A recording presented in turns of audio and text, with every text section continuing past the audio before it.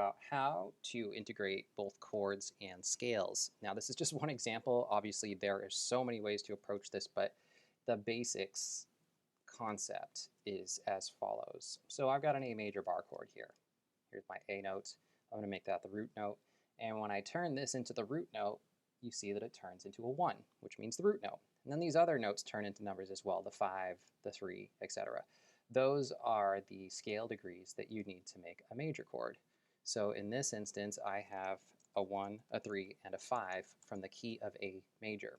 How do we get the notes from the key of A major? We take an A note, we go up a whole step, half step, whole step, whole step, whole step, and then a half step.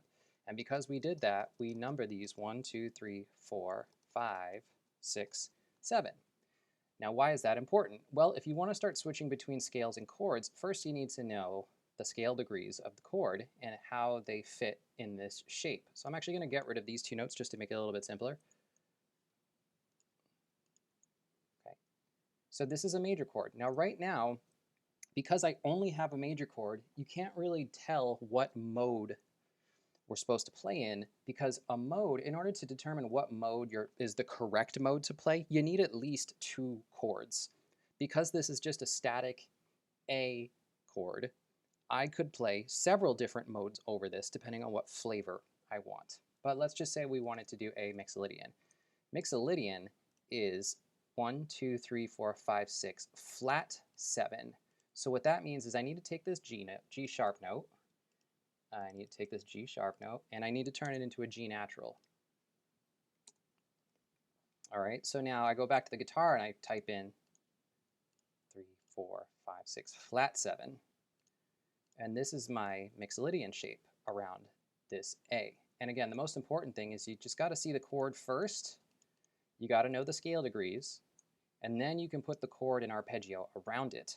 So people that are able to switch from chords to scales, whether they do it by ear or whether they understand the fretboard and can visualize, it doesn't matter. There's the theory side of things, and then there's the ear training side of things. Ear training lends you to doing things that follow music theory, and music theory helps you understand what you're hearing. So you can do it by ear or you can do it by theory. The best, most powerful thing is to do both and train your ear to hear what a 1, a 5, a 3 sounds like and what the flat 7 sounds like. But in order to pull this off, switching between chords and scales, you first have to understand the scale degrees of the chord. Then you have to understand the scale degrees of the scale around it. And then you just expand upon that all over the fretboard. So here's another A major. I'll connect these dots. Okay, so there's my A major chord, and then I can just connect the scale around it.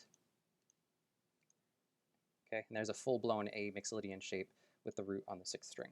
Okay, so I hope you got value out of this. This is how you start to switch between chords and scales. You need to see the chord.